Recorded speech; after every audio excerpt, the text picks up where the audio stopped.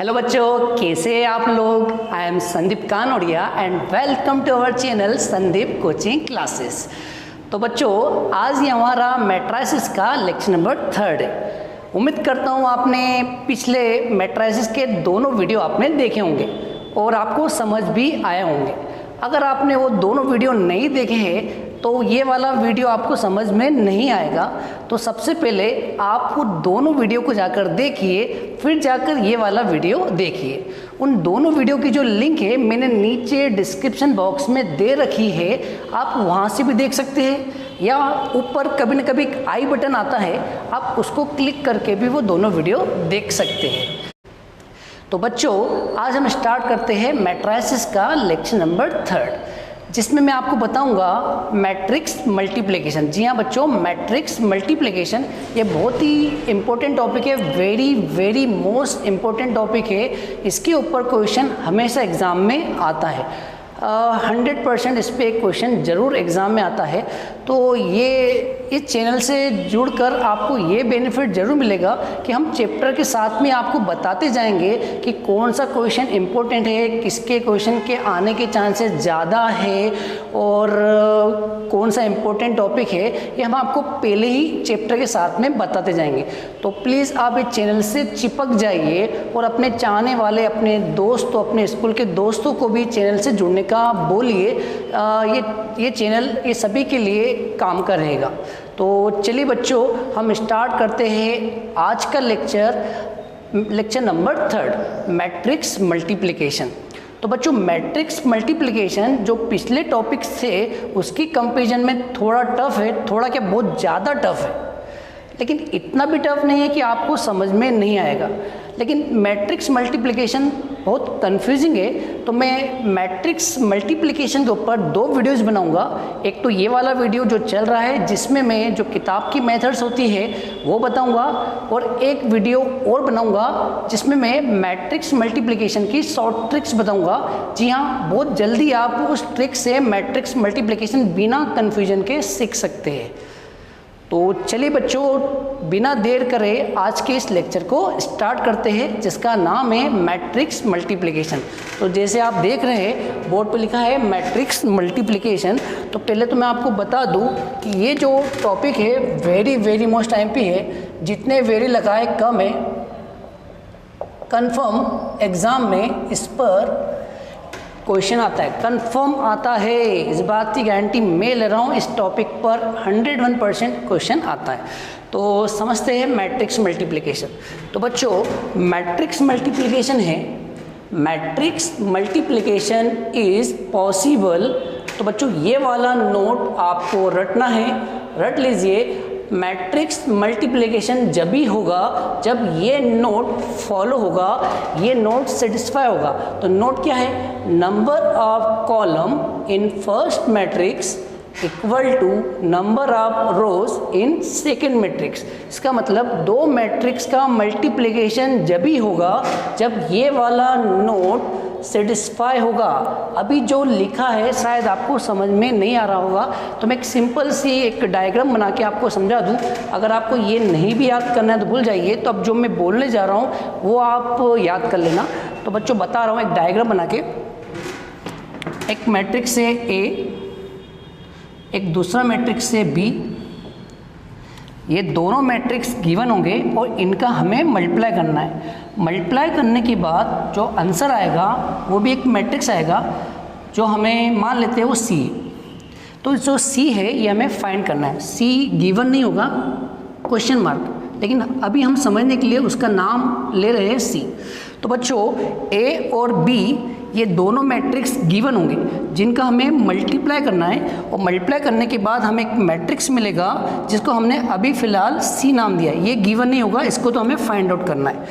तो बच्चों, ध्यान रखना कि जब भी आप मैट्रिक्स का मल्टीप्लाई करें तो आपको इन तीनों के ऑर्डर पता होना चाहिए। जी हाँ, इन तीनों के आपको ऑर्डर पता होना चाहिए। तो मैं आपको इन तीनों के ऑर्डर बता देता हूँ। ए का ऑर्डर होता है एम क्रॉस एन, ए का ऑर्डर होता है एम क्रॉस एन, बी का ऑर्डर होता है एन क्रॉस पी, ध्यान रखिए बी का ऑर्डर होता है एन क्रॉस पी और सी का ऑर्डर होता है एम क्रॉस पी। अब आइए समझते क्या है। तो सबसे पहले यहाँ पर जो लिखा है उसको एक इजी लैंग्वेज में बता दूँ कि जब भी आप मैट्रिक्स का मल्टीप्लाई करें तो उनके ऑर्डर लिख लीजिए। तो ए का ऑर्डर मैंने क्या लिखा है एम क्रॉस एन और बी का ऑर्डर क्या लिखा है एन क्रॉस पी। इसका मतलब ये हुआ कि मैट्रिक्स मल्टीप्लाई जब भी होता है जब ए का लास्ट वाला बी के फर्स्ट वाले से इक्वल हो। अगर ये दोनों इक्वल होंगे तो ही मल्टीप्लाई होगा। तो आपको याद क्या करना है, इसका लास्ट वाला ए का लास्ट वाला बी के पहले वाले की इक्वल होना चाहिए और सिंपल लास्ट वाला पहले वाले की इक्वल होना चाहिए। अगर लास्ट वाला पहले वाले के इक्वल होगा तो ही मैट्रिक्स मल्टीप्लाई होगा, अदरवाइज नहीं होगा। मैट्रिक्स मल्टीप्लाई डिफाइन ही नहीं होगा। तो ध्यान रखना, दो मैट्रिक्स का मल्टीप्लाई कब होगा, जब लास्ट वाला पहले वाले के इक्वल हो।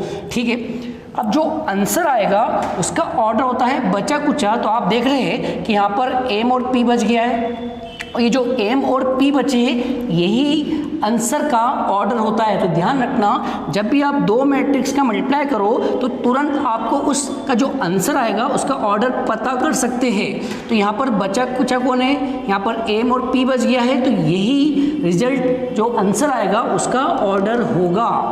तो शायद आपको समझ में आया होगा मैट्रिक्स मल्टीप्लाई की कंडीशन क्या है कि लास्ट वाला पहले वाले के इक्वल होना चाहिए। रट लो, लास्ट वाला पहले वाले के इक्वल होना चाहिए और जो आंसर आएगा उसका ऑर्डर होता है बचा कुचा। तो आप देख रहे हैं यहाँ पर एम और पी बच गए, तो ये जो एम और पी बच गए हैं यही आंसर का ऑर्डर होता है।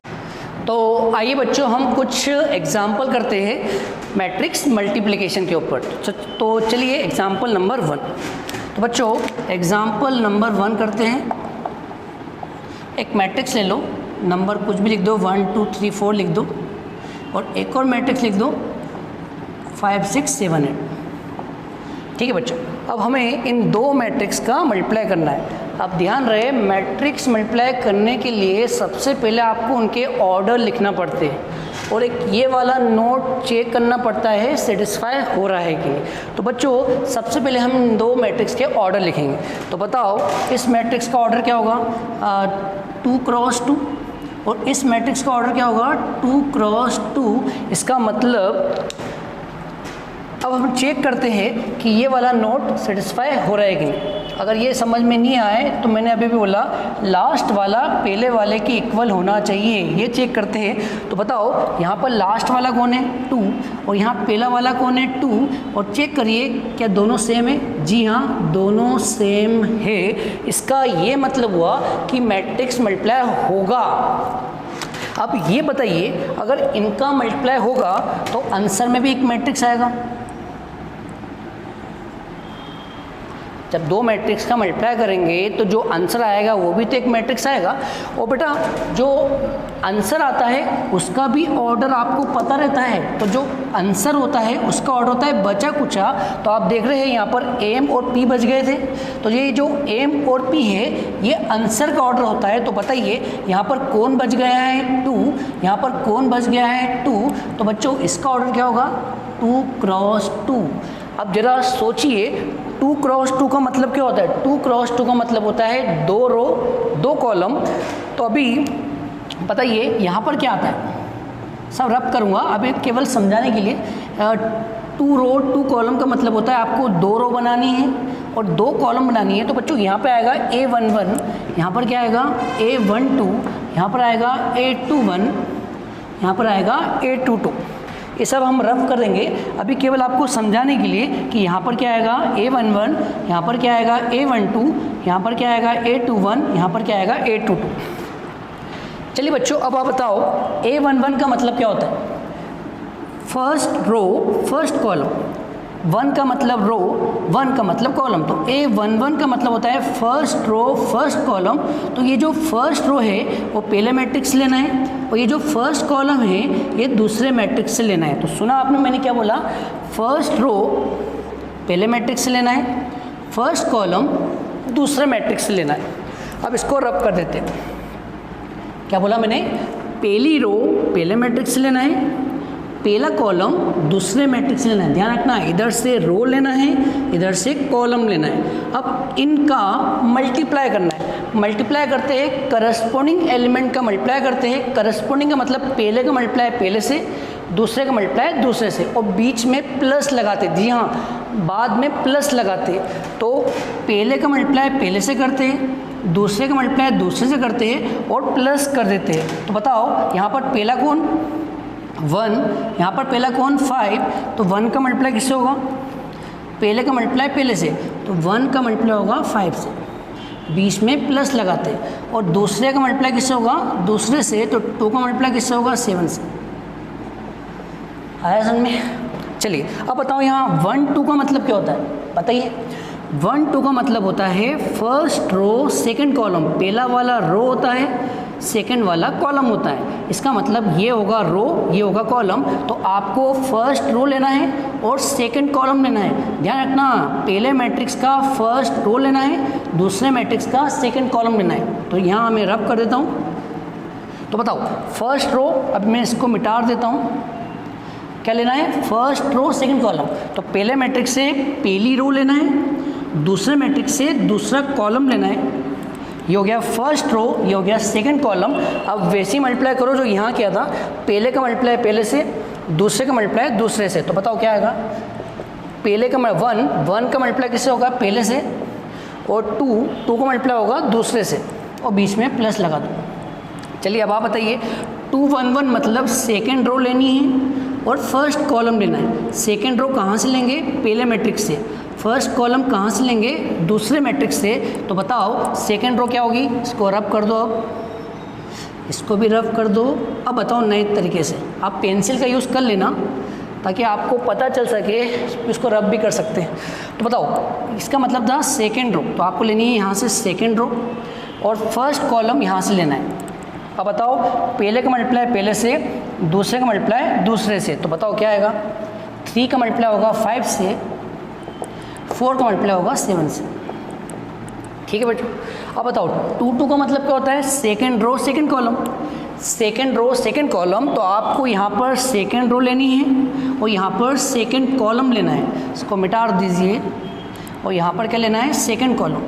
तो बच्चों सेकेंड रो सेकेंड कॉलम। अब बताओ मल्टीप्लाई कैसे करते? पहले का मल्टीप्लाई पहले से, दूसरे का मल्टीप्लाई दूसरे से। तो यहाँ पर 3 का मल्टीप्लाई होगा पहले से प्लस, और 4 का मल्टीप्लाई होगा 8 से। अब इसका कैलकुलेशन कर लीजिए। तो बच्चों कैलकुलेशन करते हैं, डायरेक्ट करेंगे। ये हो गया 5, ये हो गया 14, 5 + 14 डायरेक्ट लिख रहा हूँ 19। यहाँ पे आएगा 6, यहाँ पे आएगा 16, 16 और 6, 16 और 6 कितना हो गया? 22। यहाँ पर आएगा 15, यहाँ पे आएगा 28, तो 28 + 15 मतलब हो गया 43। इसका बताइए, ये हो गया 18, ये हो गया 32, 32 + 18 आ गया आंसर 52। ये आ गया इसका ऑर्डर और ये आ गया आपका फाइनल आंसर। होप आपको समझ में आ गया होगा। तो बच्चों अब हम चलते हैं नेक्स्ट एग्जाम्पल की ओर। एग्जाम्पल सेकंड है, यहाँ पर लिखा मैंने ABCD। इस बार बच्चों आप बताना। और यहाँ पर लिखा मैंने PQRS। चलिए बताओ, यहाँ पर लिखा है ABCD, जानबूझ के मैंने अल्फ़ाबेट लिए, इसको भी समझते हैं कैसे करना है। तो यहाँ पर लिखा है ABCD, यहाँ पर लिखा है PQRS। आप तो बस ये बताइए कि मैट्रिक्स मल्टीप्लिकेशन करने के लिए सबसे पहली स्टेप क्या होती है? मैट्रिक्स मल्टीप्लिकेशन करने के लिए सबसे पहली स्टेप होती है कि आपको इनके ऑर्डर लिखना पड़ते हैं। तो बताओ इस मैट्रिक्स का ऑर्डर क्या होगा? 2 × 2। इस मैट्रिक्स का ऑर्डर क्या होगा? 2 × 2। अब आप बताओ इसका लास्ट वाला इसके पहले वाले के सेम है? जी हाँ बच्चों, लास्ट वाला पहले वाले के सेम है। इसका मतलब मैट्रिक्स मल्टीप्लिकेशन होगा।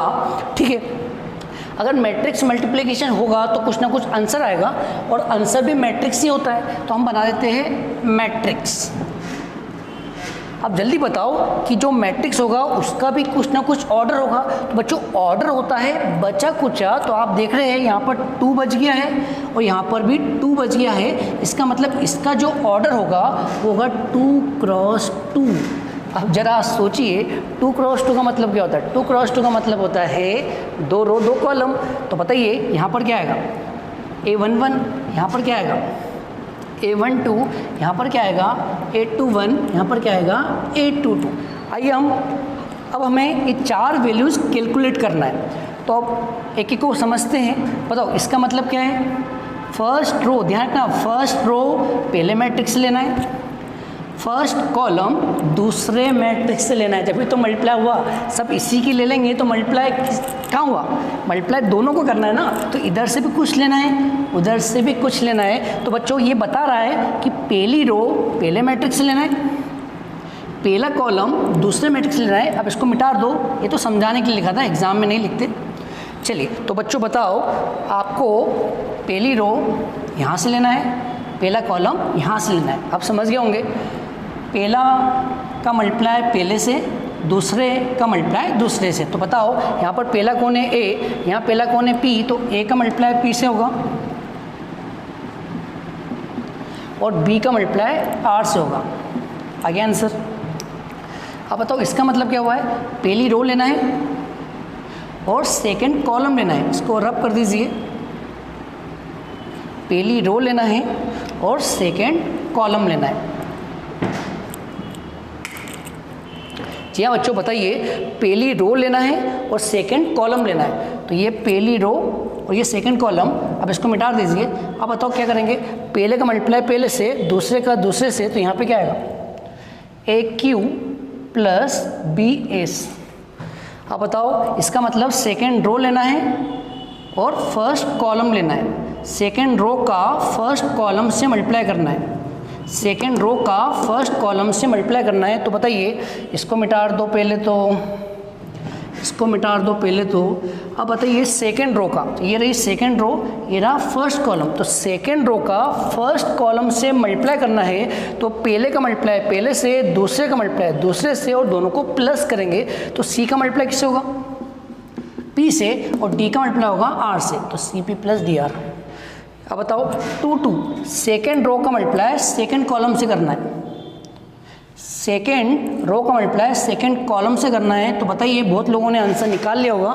तो सेकेंड रो का सेकेंड कॉलम से, तो C का मल्टीप्लाई होगा Q से, CQ, और D का मल्टीप्लाई होगा S से। होप आपको समझ में आ गया होगा। तो चलिए बच्चों अब हम करते हैं एग्जाम्पल नंबर 3।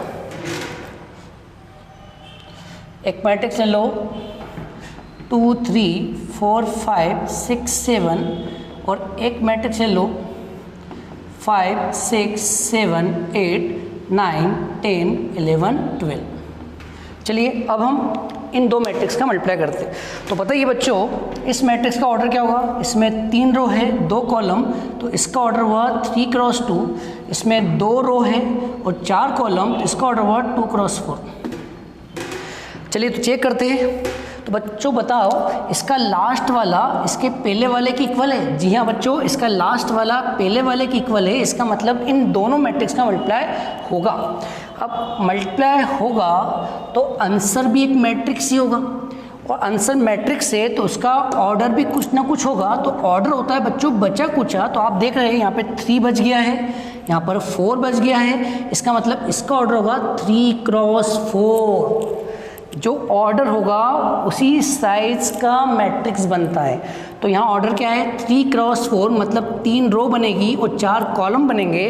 तो सोचिए 3 रो 4 कॉलम दिखते कैसे? देखो A11 आएगा, A12 आएगा, A13 आएगा, A14 आएगा, A21 आएगा, A22 आएगा, A23, A24, A31, A32, A33। बच्चों अब मैं आपको डायरेक्ट बताऊंगा। पिछले 2 एग्जाम्पल में आपने समझ तो लिया, अब मैं आपको डायरेक्ट बताता हूँ। 1 1, इसको पहले तो उसको मिटा दो।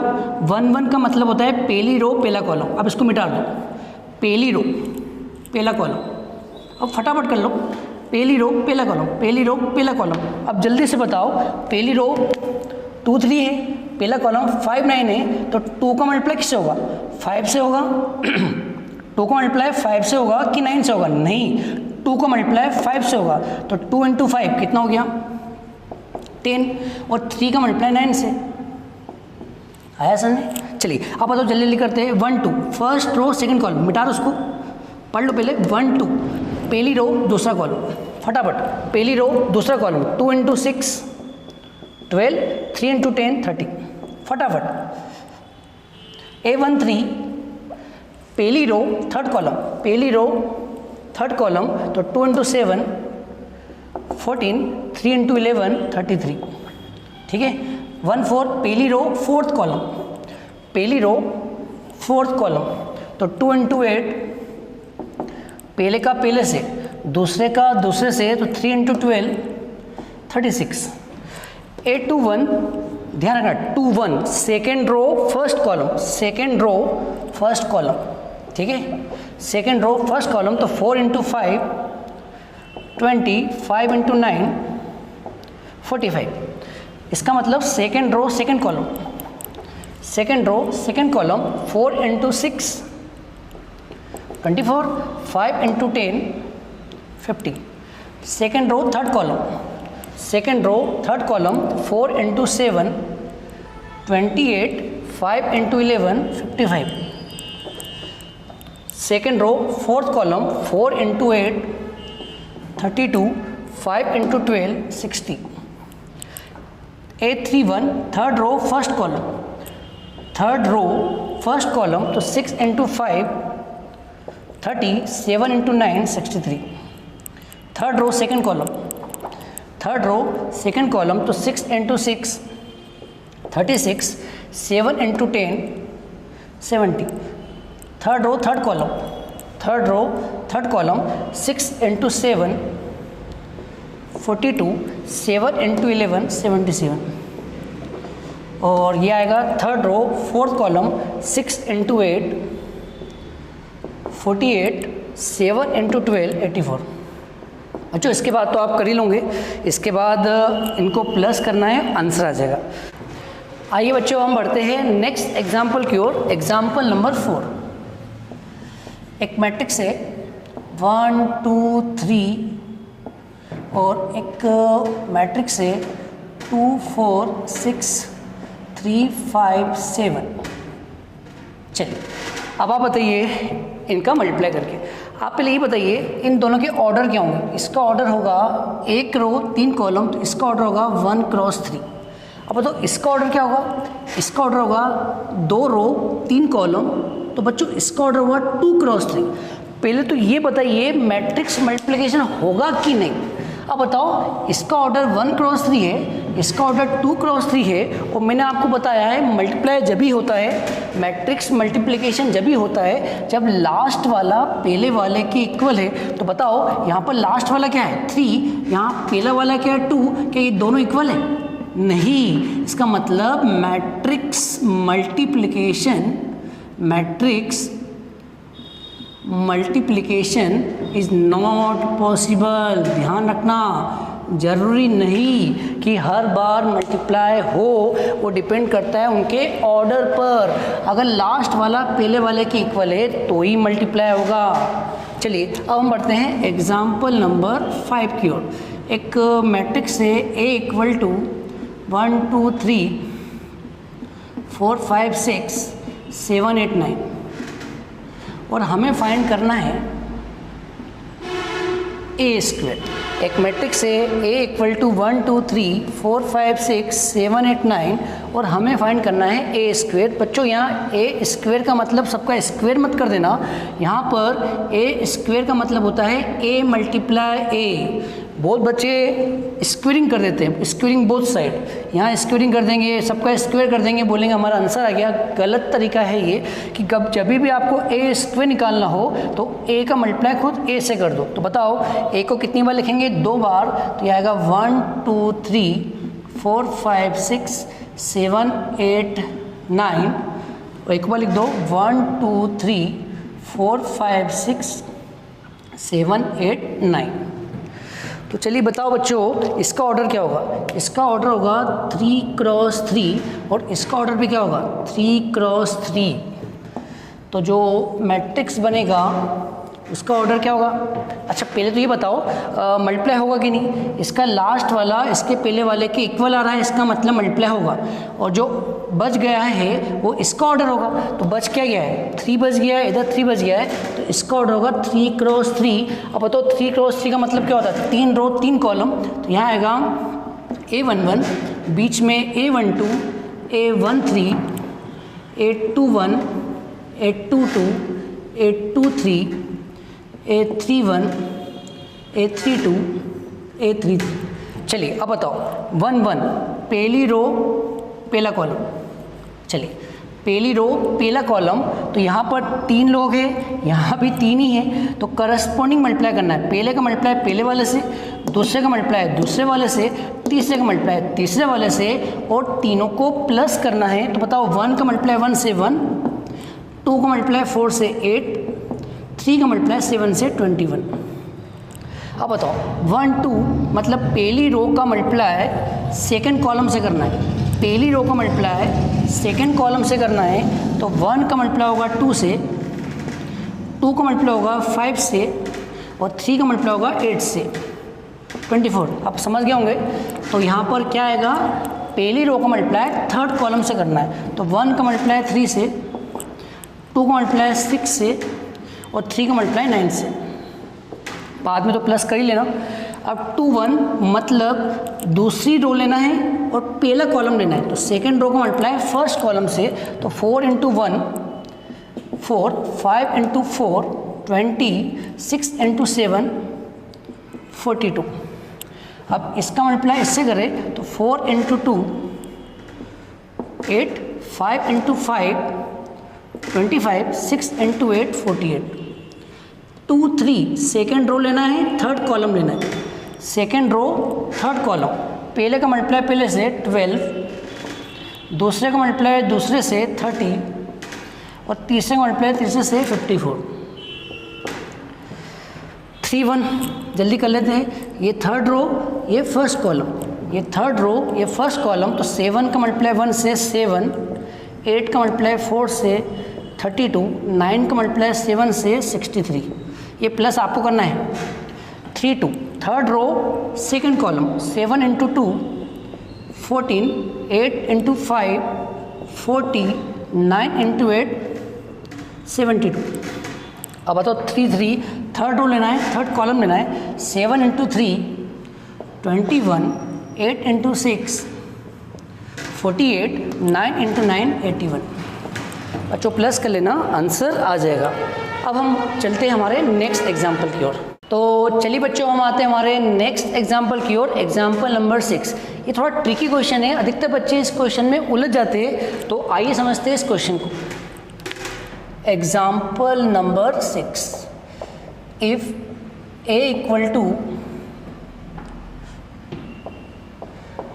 1 2 3, b = 1 2 3, find AB and BA।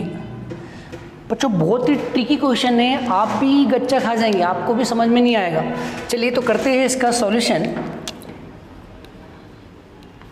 तो बच्चों AB एक मैट्रिक्स है, B भी एक मैट्रिक्स है, और आपको निकालना है AB मतलब एक बार A मल्टीप्लाई B करना है, एक बार रिवर्स करना है B मल्टीप्लाई A। भैया दोनों अलग अलग होते हैं, दोनों सेम नहीं होते हैं। जैसे अपन बचपन में 2 × 3 करते थे या 3 × 2 करते थे, तो आप क्या देखते थे?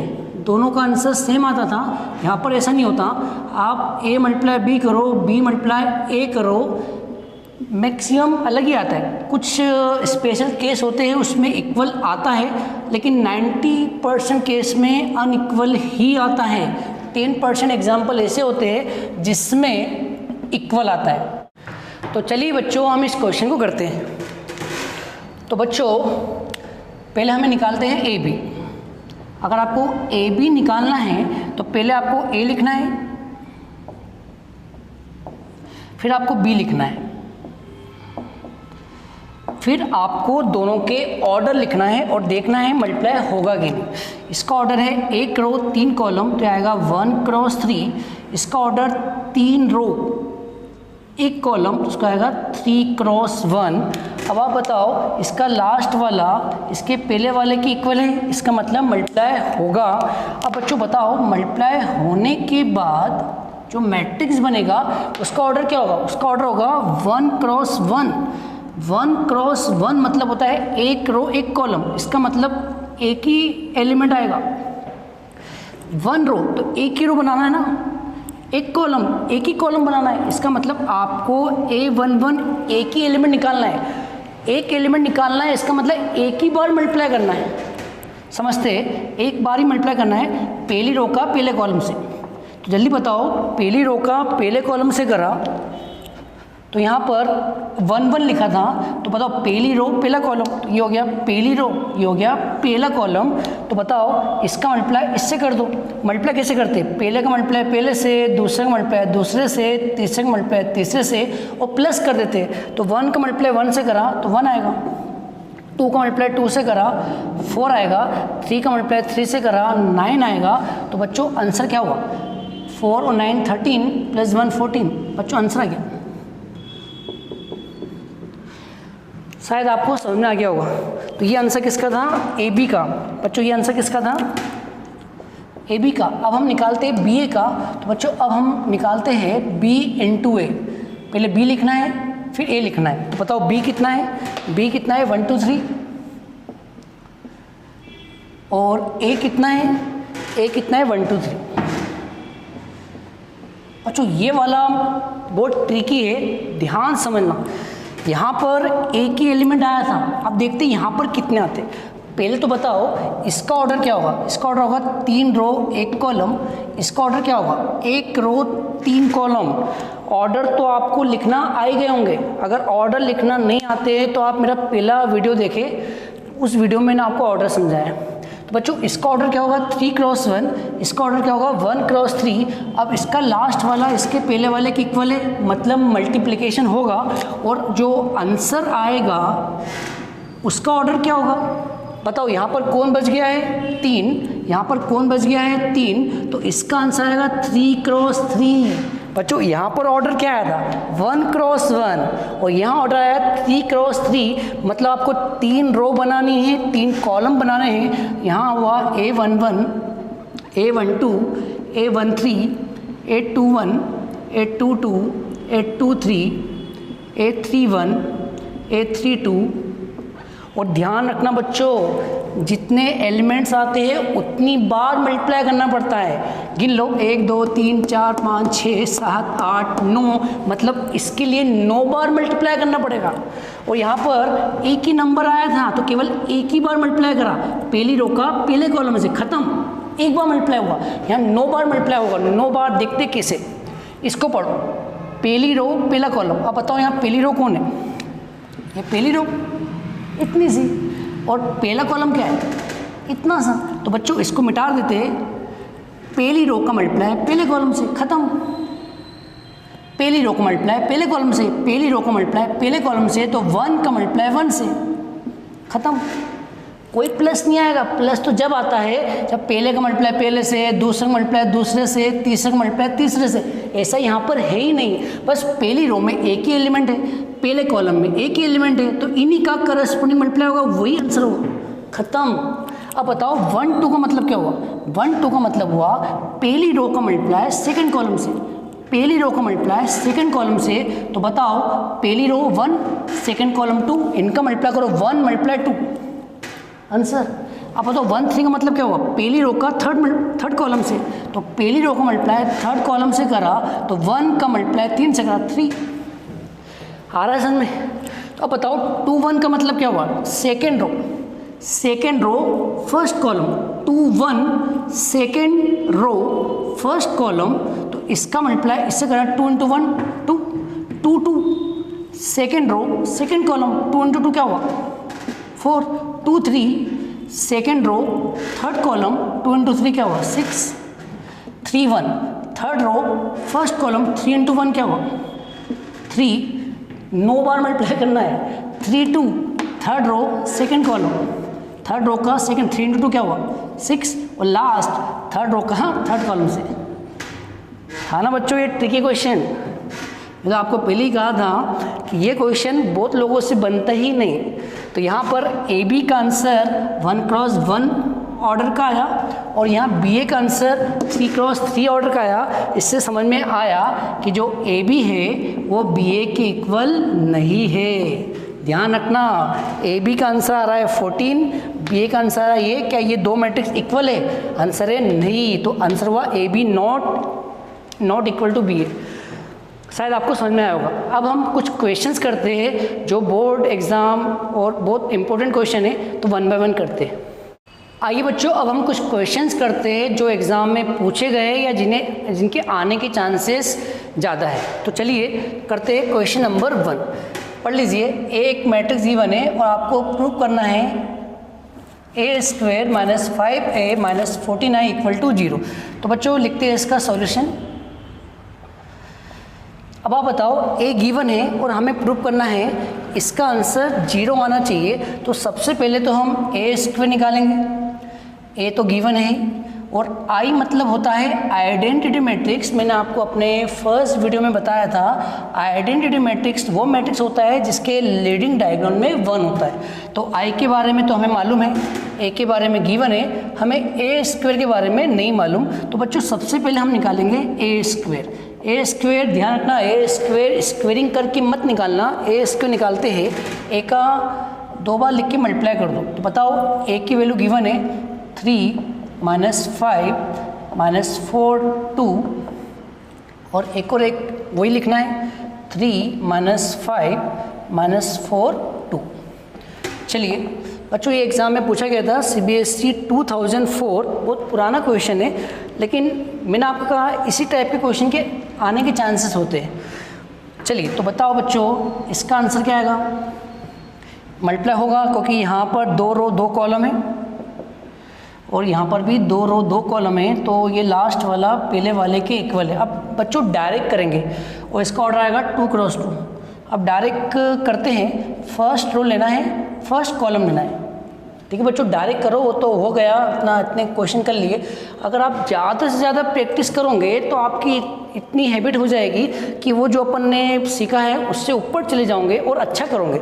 अब बच्चों अपन डायरेक्ट करते हैं, पहली रो लेना है, पहला कॉलम लेना है, फिर पहली रो लेना है, दूसरा कॉलम लेना है, फिर दूसरी रो पहला कॉलम लेना है, फिर दूसरी रो दूसरा कॉलम लेना है। आपको 4 बार मल्टीप्लाई करना है क्योंकि 2 रो 2 कॉलम में 2 रो आती है, 2 कॉलम आते हैं, मतलब 4 एलिमेंट्स आते हैं। मतलब आपको 4 बार मल्टीप्लाई करना है। पहली रो का पहले कॉलम से 1, पहली रो का दूसरे कॉलम से 2, दूसरी रो का पहले कॉलम से 3, दूसरी रो का दूसरे कॉलम से 4। तो आपको 4 बार मल्टीप्लाई करना है। तो करते हैं, पहली रो का पहले कॉलम से, तो पहले का मल्टीप्लाई पहले से, दूसरे का मल्टीप्लाई दूसरे से, और बीच में प्लस लगाना है। तो 3 मल्टीप्लाई 3 क्या हुआ 9, और -5 इंटू -4, तो माइनस कट जाएगा, 5 इंटू 4 20 हो गया 1। अब करते हैं पहली रो का दूसरे कॉलम से, पहले का मल्टीप्लाई -5 से प्लस दूसरे का मल्टीप्लाई 2 से, तो -5 इंटू 2 -10।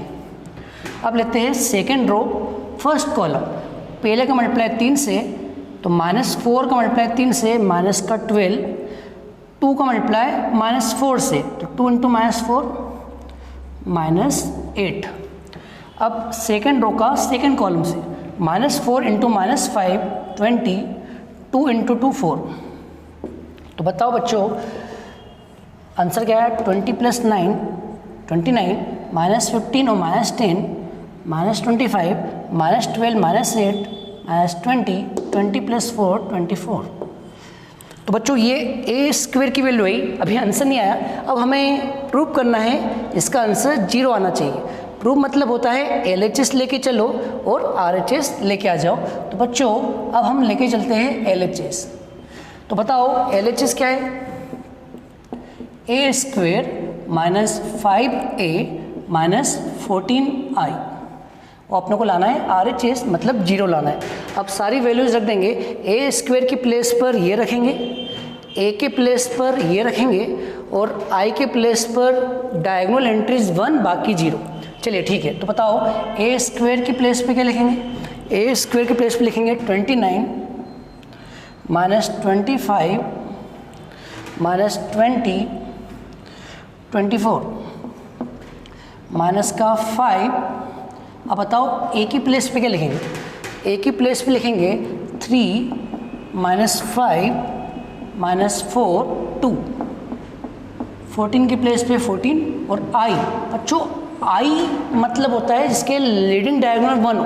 अब इसका साइज क्या होगा, इसका ऑर्डर क्या होगा? तो बच्चों इसका वही ऑर्डर होगा जो गिवन मैट्रिक्स का होगा। इसका ऑर्डर क्या है? 2 क्रॉस 2। तो आपको जो आई लेना है वो 2 क्रॉस 2 का लेना है, मतलब I2 लेना है। I2 मतलब जिसके डायगोनल में 2 1 हो बाकी 0। बच्चों ये स्टैंडर्ड है, आपको याद रखना है, डायगोनल 1 बाकी 0। और 2 क्रॉस 2 क्यों लिया? क्योंकि सारे मैट्रिक्स 2 क्रॉस 2 के हैं, तो ये भी 2 क्रॉस 2 का ही लेना है। चलिए बच्चों इसको एज इट इज लिखते हैं। 29 माइनस 25 माइनस 20 24। माइनस साइन को माइनस साइन लिखो, माइनस का इंटू मत करना, माइनस को माइनस लिखो, केवल 5 का मल्टीप्लाई करो। तो 5 का सबसे मल्टीप्लाई करो 15, 5 का 5 से करा 25, 5 का 4 से करा 20, 5 का 2 से करा 10। यहाँ भी माइनस को माइनस 14 का करो, 14 0 0 14। अब बच्चों पहले हम इन दोनों को माइनस करेंगे, जो आंसर आएगा उसको इससे माइनस करेंगे। चलिए करते हैं। तो इन दोनों को माइनस किया, 29 माइनस 15 दैट इज़ 14, माइनस 25 और माइनस माइनस प्लस हो गया, तो माइनस 25 प्लस 25 कट जाएगा 0। अब बताओ माइनस 20 प्लस 20, ये माइनस माइनस प्लस हो गया, तो माइनस 20 प्लस 20 0। 24 माइनस 10 14। इसको कॉपी करो तो क्या आएगा 14 0 0 14। अब बताइए दोनों को माइनस करो, 14 14 सेम ही है, तो 14 में से 14 गया 0 0 माइनस 0, मतलब फाइनली नल मैट्रिक्स आ गया, और नल मैट्रिक्स को बोलते हैं 0। और आप बताओ आपको लाना भी क्या है 0, मतलब आपका आंसर आ गया RHS। इसका मतलब हैंस प्रूव्ड। जो इसी टाइप के एग्जाम में क्वेश्चंस आते हैं। तो बच्चों अब हम करते हैं question number 2। Very very most time पे क्वेश्चन है, 2017 में पूछा गया है, 4 मार्क्स का है। मेरी तरफ से तो आग बंद करके लिख लीजिए, यही एग्ज़ाम में वापस आएगा। बहुत ही अच्छा क्वेश्चन है और कठिन भी है। तो बच्चों एग्ज़ाम में इसी टाइप के क्वेश्चन पूछे जाते हैं। अगर आप बोलेंगे कि सर इम्पोर्टेंट क्वेश्चन बताओ, तो बच्चों इसी टाइप के क्वेश्चंस आते हैं।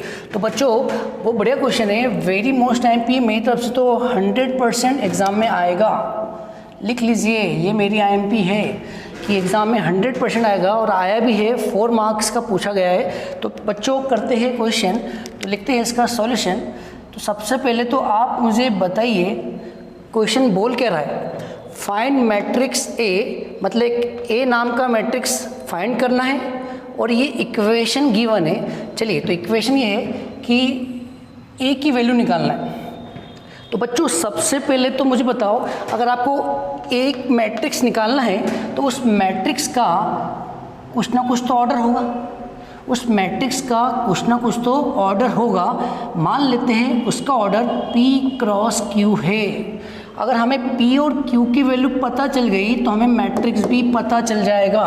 तो मान लेते हैं इसका ऑर्डर क्या है P क्रॉस Q, और इसका ऑर्डर तो पता ही है। बताइए इसका ऑर्डर क्या है, 3 रो 2 कॉलम। तो बच्चों इसका ऑर्डर हो गया 3 क्रॉस 2, और इसका ऑर्डर भी पता है, तो इसमें 3 रो है 2 कॉलम, तो इसका ऑर्डर हो गया 3 क्रॉस 2।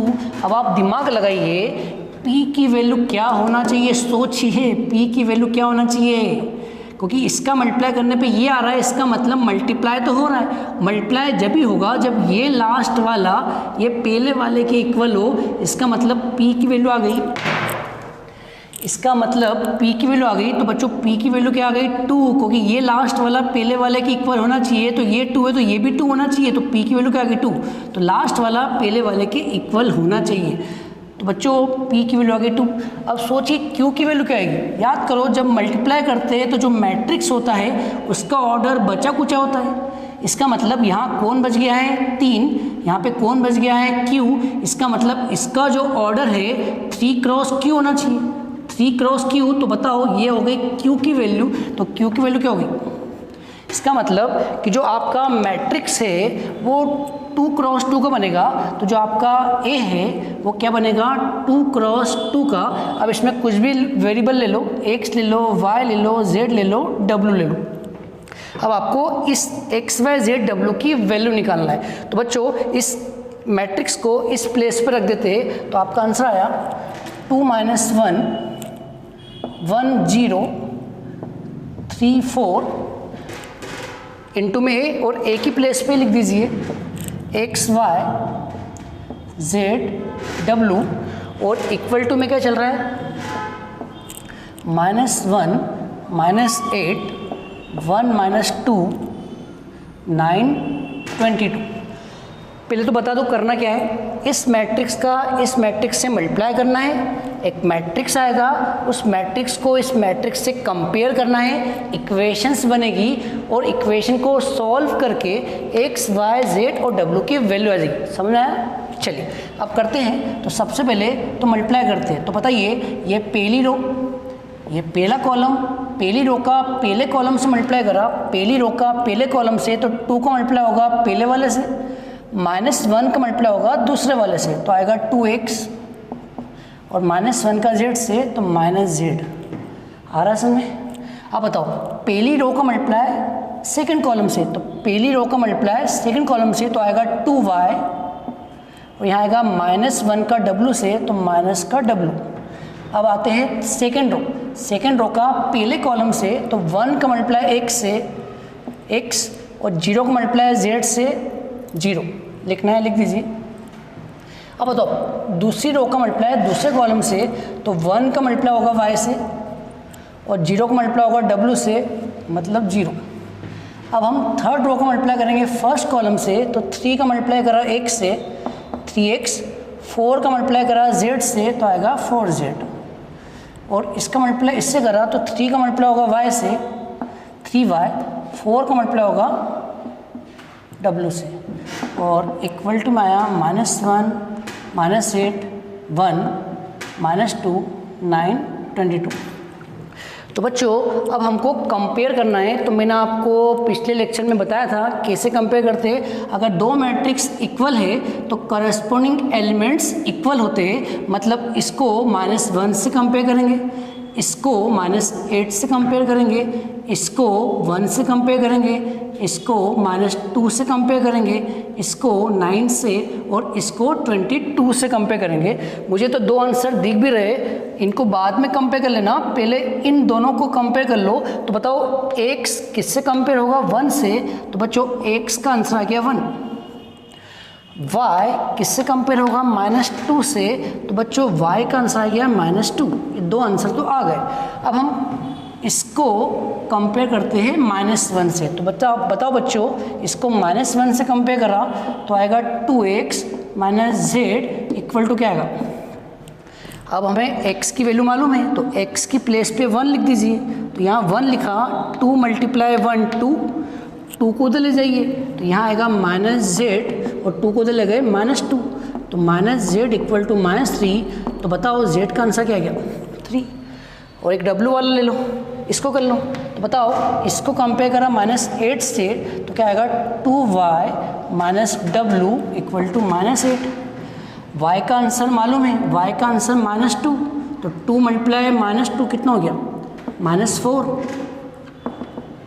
-4 को उधर ले जाओ तो -4 इक्वल टू -8 + 4, तो -w equal to -4, minus cancel, तो w का आंसर आ गया 4। हमें चारों वेरिएबल की वैल्यू आ गई। अभी चारों वेरिएबल को a की प्लेस पर रख दीजिए, चारों वेरिएबल को a की प्लेस पर रख दीजिए, मतलब a मैट्रिक्स में रख दीजिए।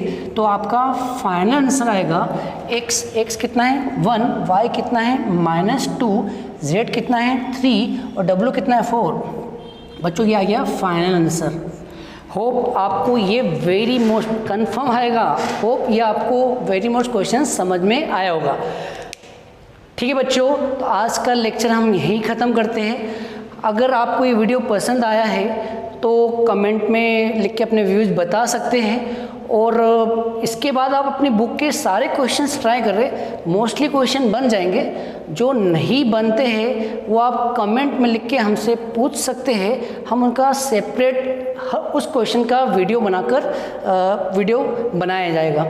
और नेक्स्ट वीडियो में मैं आपको मैट्रिक्स मल्टीप्लिकेशन की शॉर्ट ट्रिक बताऊंगा, बहुत ही शॉर्ट ट्रिक बताऊंगा, बहुत ही क्विक हो जाएगा। इतना जो मैंने धतकर्म करा उससे भी इजी है, तो नेक्स्ट वीडियो का आप वेट कीजिएगा, वो जल्दी ही मैं आपके लिए बनाऊंगा जिसमें मैं मैट्रिक्स मल्टीप्लिकेशन की शॉर्ट ट्रिक बताऊंगा। तो ठीक है बच्चों, जब तक के लिए कीप लर्निंग, हैप्पी लर्निंग।